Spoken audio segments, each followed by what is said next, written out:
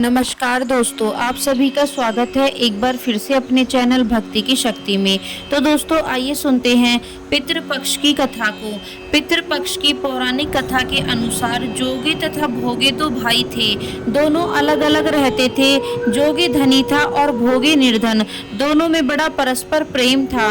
जोगे की पत्नी को धन का अभिमान था, किंतु भोगे की पत्नी बड़ी सरल हृदय थी। पितृपक्ष आने पर जोगी की पत्नी ने उससे पितरों का श्राद्ध करने के लिए कहा तो जोगे इसे व्यर्थ का कार्य समझकर टालने की चेष्टा करने लगा, किंतु उसकी पत्नी समझती थी कि यदि ऐसा नहीं करेंगे तो लोग बातें बनाएंगे। फिर उसे अपने मायके वालों को दावत पर बुलाने और अपनी शान दिखाने का यह उचित अवसर लगा। अतः वह बोली, आप शायद मेरी परेशानी की वजह से ऐसा कह रही हैं, किंतु इसमें मुझे कोई परेशानी नहीं होगी। मैं भोगे की पत्नी को बुला लूंगी, दोनों मिलकर सारा काम कर लेंगी। फिर उसने जोगे को अपने पीहर न्योता देने के लिए भेज दिया। दूसरे दिन उसके बुलाने पर भोगे की पत्नी सुबह सवेरे आकर काम में जुट गई।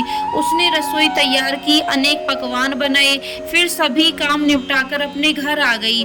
आखिर उसे भी तो पितरों का श्राद्ध तर्पण करना था। इस अवसर पर न जोगे की पत्नी ने उसे रोका न वह रोकी। शीघ्र ही दोपहर हो गई। पितृ भूमि पर उतरे।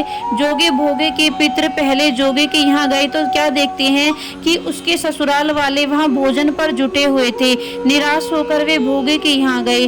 वहाँ क्या था, मात्र पितरों के नाम पर अग्यारी दे दी गई थी। पितरों ने उसकी राख चाटी और भूखे ही नदी के तट पर जा पहुँचे। थोड़ी देर में सारे पितर इकट्ठे हो गए और अपने अपने यहाँ के श्राद्धों की बड़ाई करने लगे। जोगे भोगे के पितरों ने भी अपनी आप बीती सुनाई। फिर वे सोचने लगे, अगर भोगे समर्थ होता तो शायद उन्हें भूखा न रहना पड़ता, मगर भोगे के घर में 2 जून की रोटी भी खाने को नहीं थी। यही सब सोचकर उन्हें भोगे पर दया आ गई। अचानक वे नाच नाच कर गाने लगे, भोगे के घर धन हो जाए, भोगे के घर धन हो जाए। सांझ होने को हुई। भोगे के बच्चों को कुछ भी खाने को नहीं मिला था। उन्होंने माँ से कहा, भूख लगी है। तब उन्हें टालने की गरज से भोगे की पत्नी ने कहा, जाओ, आंगन में हौंदी औंधी रखी है, उसे जाकर खोलो और जो कुछ मिले बांट कर खा लेना। बच्चे वहां पहुंचे तो क्या देखते हैं कि हौंदी मोहरे से भरी पड़ी है। वे दौड़े दौड़े माँ के पास पहुंचे और उन्हें सारी बात बताई। आंगन में आकर भोगे की पत्नी ने यह सब कुछ देखा तो वह भी हैरान रह गई। इस प्रकार भोगे भी धनी हो गया, मगर धन पाकर वह घमंडी नहीं हुआ।